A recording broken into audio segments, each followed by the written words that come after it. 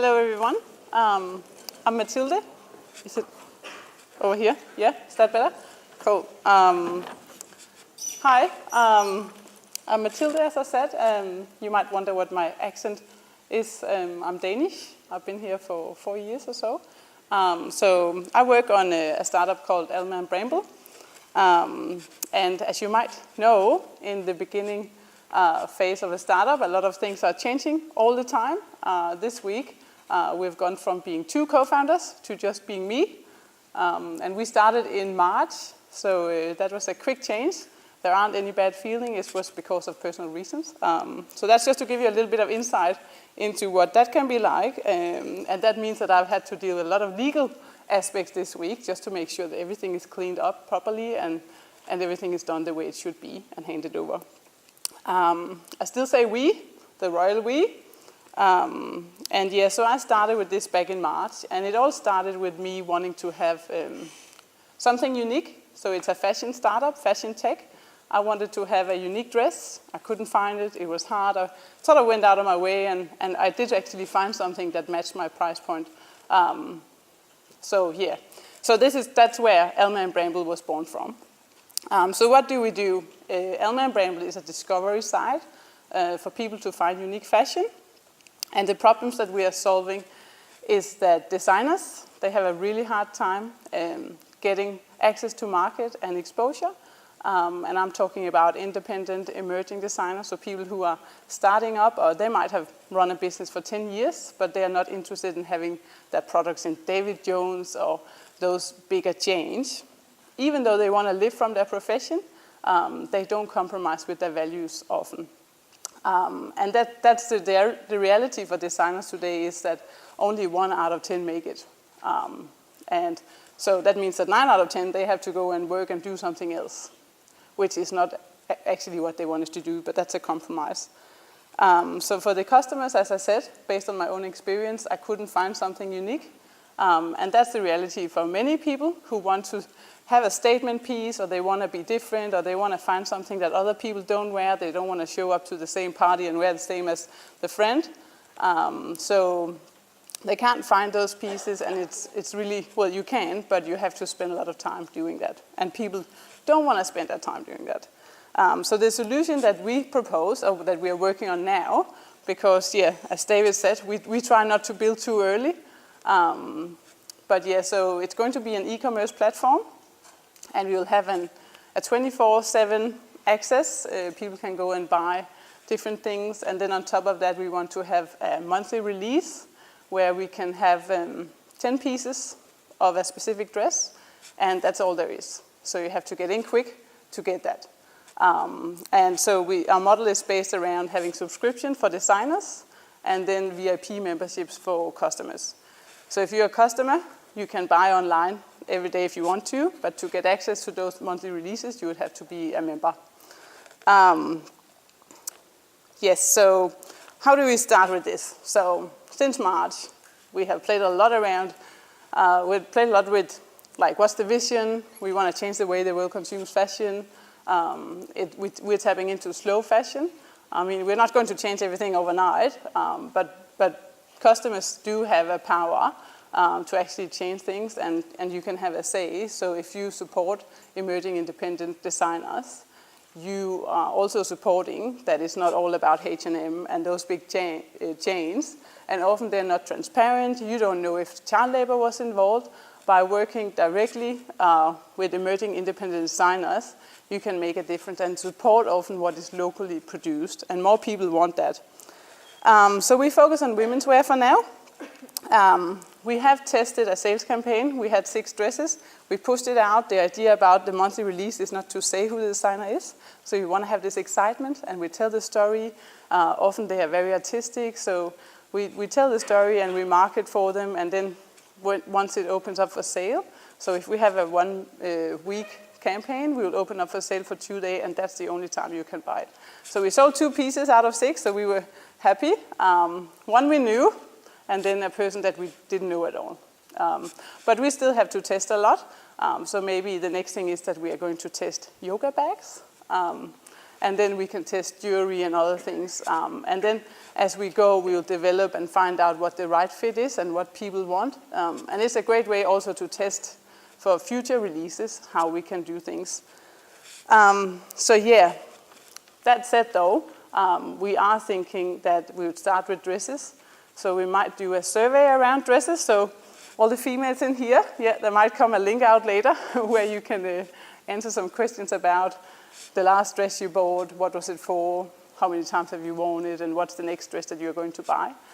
Because at the moment, from thinking big and making sure we had a vision, we then had to go down and really be really narrow. So even we said women's wear and we have different categories, we have to be even more, like really specify what it is. So dresses is one thing, but then is it for specific events, or is it casual dresses? So that's one thing that we are sort of trying to figure out at the moment. So our challenge, like David was saying, two-sided markets are quite hard because you have to nurture both sides. So in our case, we have the designers and we have the customers. And we have struggled with this, and we have like this way, and then no, maybe we should do it this way. But where we are at now is actually to provide the value for the designers first, because that's really where the pain point is. They can't make a living, and they are not experts in marketing. They're not going to look into SEO and how all of that works because they want to be creative. So we are attacking that side of the market, and the reason why we do that now, and this is something that I just realized this week after I'm part of an accelerator up at QTCA, and we have had a lot of speakers coming in and people talking about different things, and I had a chat with one this week, and also based on other conversations throughout the program, that, I mean, we know that we want to find a way to make sure we can keep doing this after the Collider Accelerator, which finishes up in around 2-3 weeks. So actually attacking that side of the market with designers, we can make sure that we get a paying customer fairly quickly, because that's where the pain is, and we can provide business support, which is often what designers, they don't actually want to deal with, and that would be web services, social media. We can build up a community and then start helping people to learn about how they can market themselves without being expert in that space. So that's the one side, and then later on, and while that is being built up, we want to focus on customers and what is it customers want. So that would give us time to find out what dresses do women want, what is it that people are looking for, and how can we be different compared with other e-commerce sites that are selling dresses. So it is sort of a priority. And people say this with two-sided markets, you have to choose a side. And we have done that in the past, but we haven't actually realized how to do it properly. But by having a paying customers here, and they can subscribe, and we can get them in and start working with them, that way we can then later on bring in customers. We can build up our database and have people subscribe to our e-news. So when we push things out, that can get in front of people very quickly from the designers, instead of not having that part of that side of the market ready. Let me just see.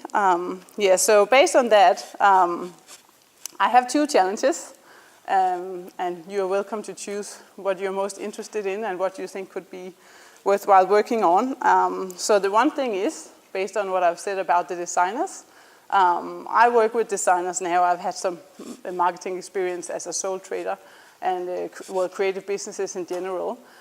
And it's very much based on trust. So I know the people. It's face-to-face meetings. And how do I scale that?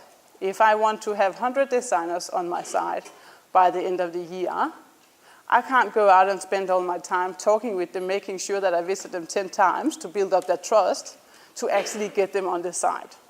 So how can I scale with this model to get more designers on board?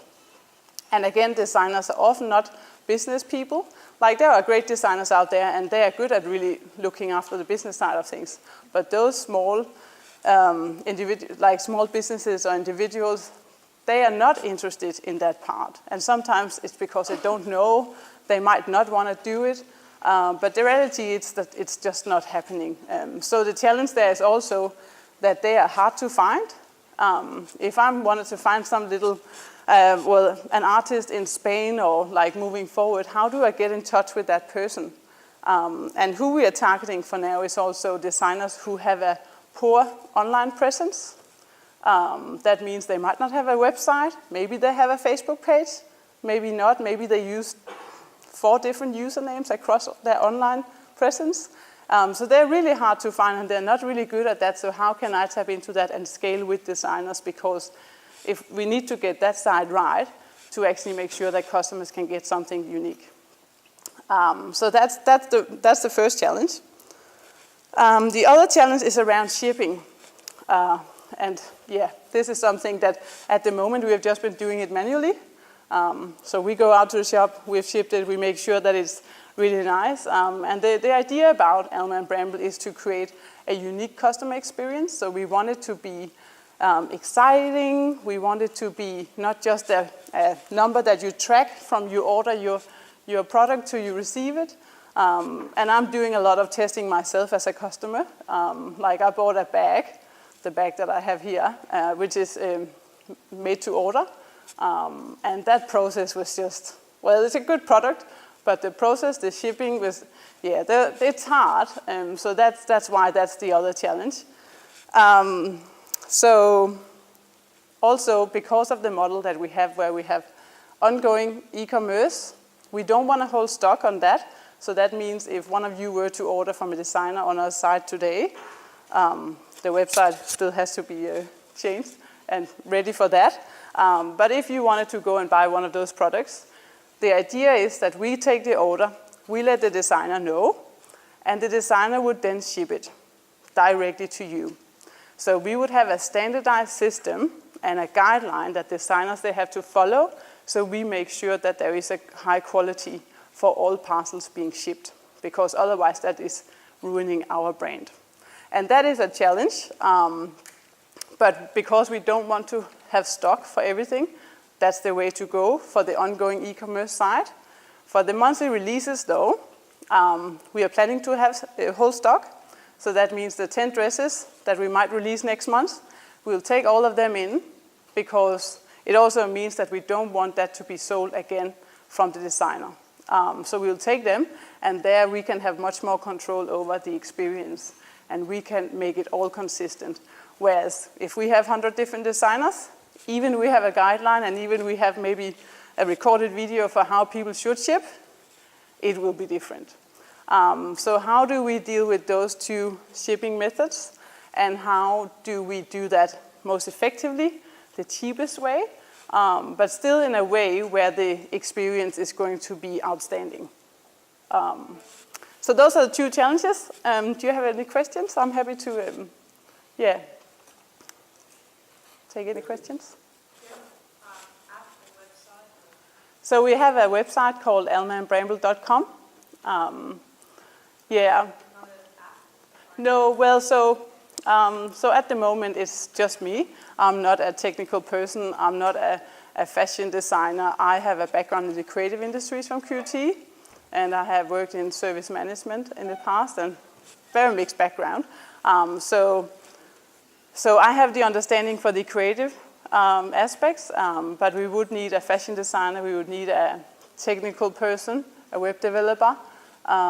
We're looking to work with graphic designers, and yeah, so those are sort of what the team should have in the future. So if any of you are interested or have an experience in that space, feel free to get in touch. But the idea is to have an access point as an app in the future. It might not be, I mean, we would rather have, instead of people going and putting the URL on their mobile, that could just be an access point, and that would take them to that. So it might not be a fully built app, but it's something we have considered, yeah. How have you decided to do a single piece of apparel and not an outfit design? So like cocktail attire, and you can sell the jewelry as well as the shoes and the dress instead of just the dress. Yes, that's a good question. there are many, many options. There are many opportunities we can play with. And in the beginning, we sort of throw it all up and, oh, we can do all this. But then actually now to make it happen, we just have to really focus and be very, very narrow. And that's why it's going to be a dress, probably moving forward, even though I'll test different categories before I get to that stage. And then, I mean, there are ideas around, well, a dress, maybe it's casual dresses. We don't know that. That's what we're going to find out about from testing and doing our surveys, where it's a most sustainable business. But the idea is, I mean, there are definitely opportunities around styling. So it could be we have this dress coming up next month, or we just show a little piece of that, and what can you mix with that? And if we then later on have jewelry, shoes, we could even combine that and let that go out in an e-news or have on a blog online.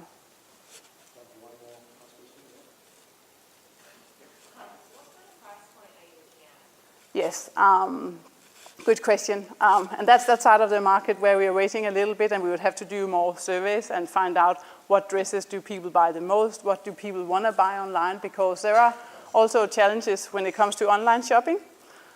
So customers, they want it to be smooth and easy. They go on a website, they just want to click, and it takes them to the checkout, and they pay, and they know it's free shipping, free returns. That's something I didn't say before, but that's what we want to deliver, free shipping and free returns. Because otherwise people, they don't go and buy online. So that's really what we found from the customer research we have done so far. And the challenges around online shopping is that you can't feel it and you can't try it. So that might mean that some dresses we are not going to focus on, because some people, they want to try a bridal dress or whatever it could be. Yeah. Can I say a last thing before we finish for all the women in the room? I work on an initiative called QT Her Hub, Women in Entrepreneurship.